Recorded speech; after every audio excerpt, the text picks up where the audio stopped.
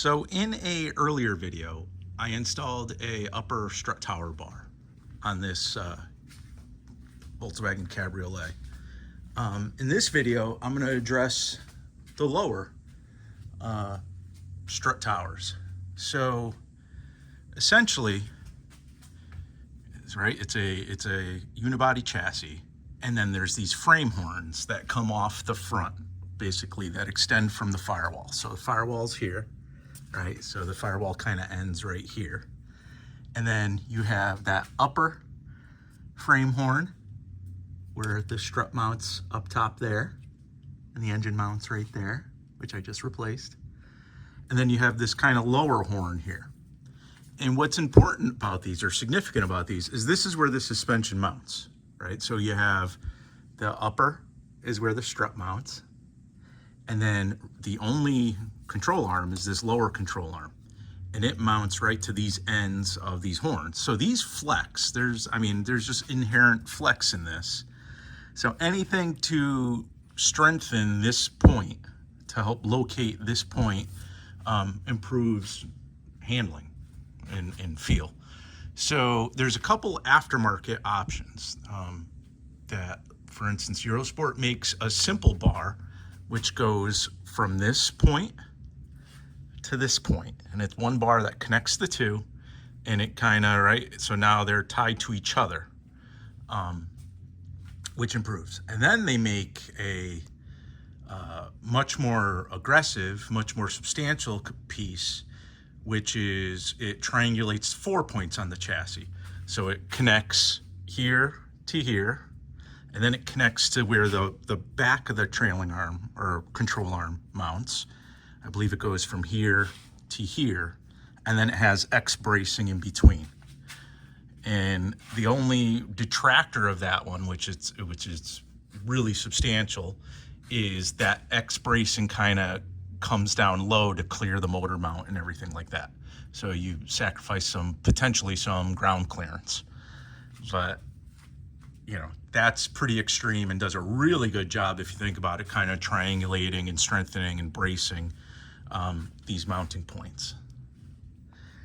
What I wanted was something kind of in between, and Volkswagen themselves came up with the solution.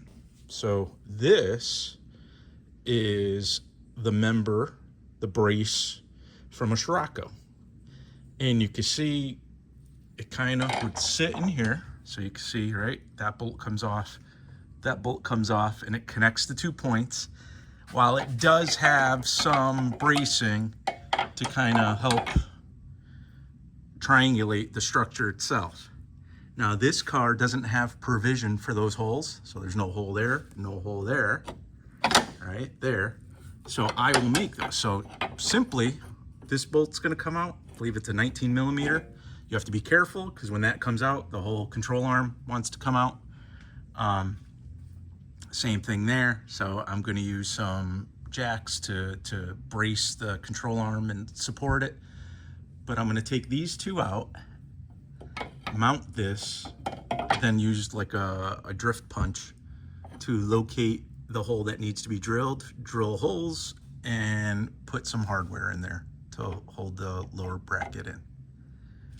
The risk, the risk of doing this job is these bolts, the nut on the back side is a captive nut, right? There's nothing that you could reach on the inside there, and it's actually glued to the inside of the frame horn. So people have reported where they're, you know, if you're cranking on this or whatever, it breaks that glue, and then then you have a problem, because then you can't properly tighten this bolt.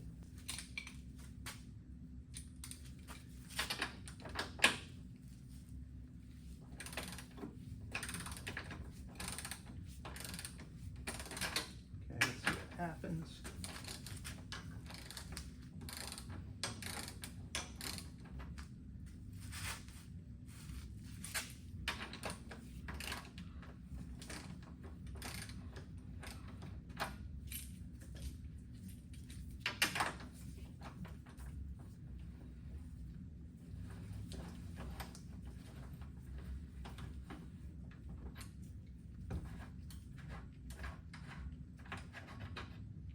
pretty straightforward there.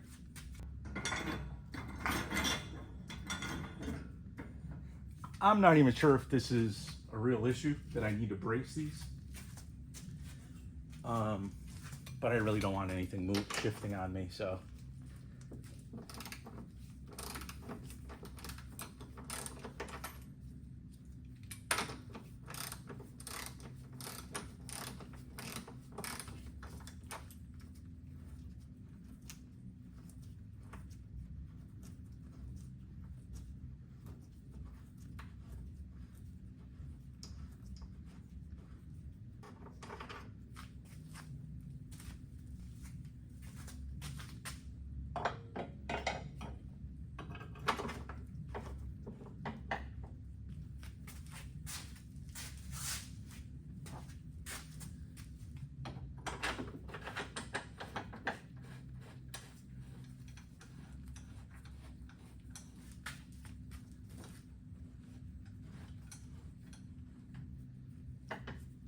Okay, so let's try to get these holes punched.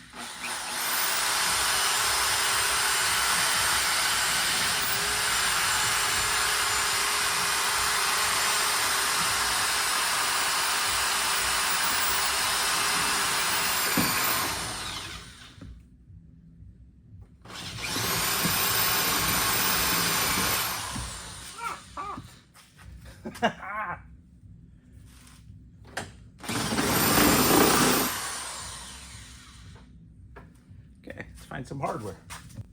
All right, so we got the holes drilled. So now I grab some hardware.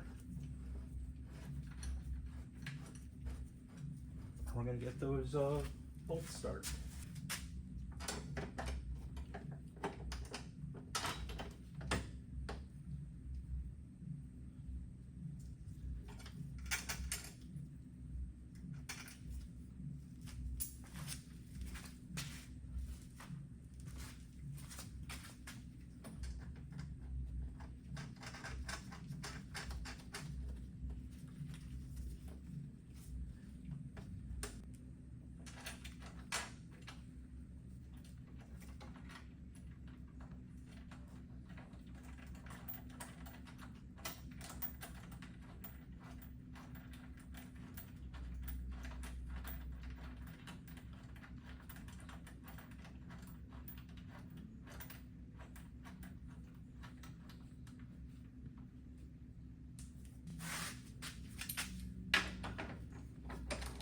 Now we're going to snug everything up.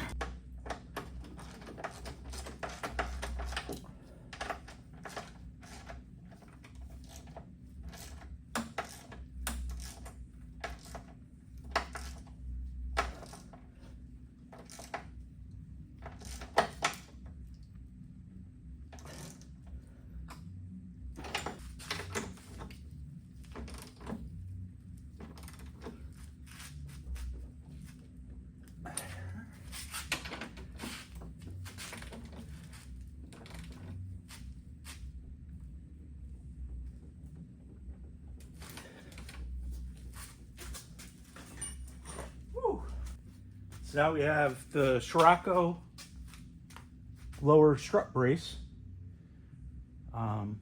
mounted in a Mark 1 Cabriolet.